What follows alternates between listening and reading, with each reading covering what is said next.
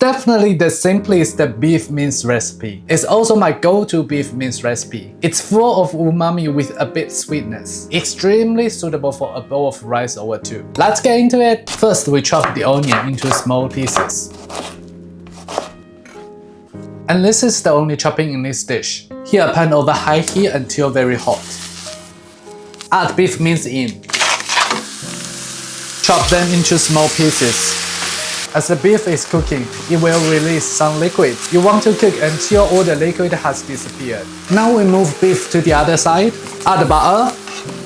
If you use 20% fat beef, you don't need butter. Add the onions. Turn the fire to medium heat. Cook the onions until they are translucent. Turn the fire back to high. Mix everything. Add sugar, black pepper, and soy sauce. Quickly stir fry for 1 to 2 minutes. Now add the water to just below the meat. When it's boiling like this, turn the fire to a low heat, put on the lid, let it cook for 10 minutes. So all the flavor can combine together. The water can also make the beef mince moister. Now it's ready.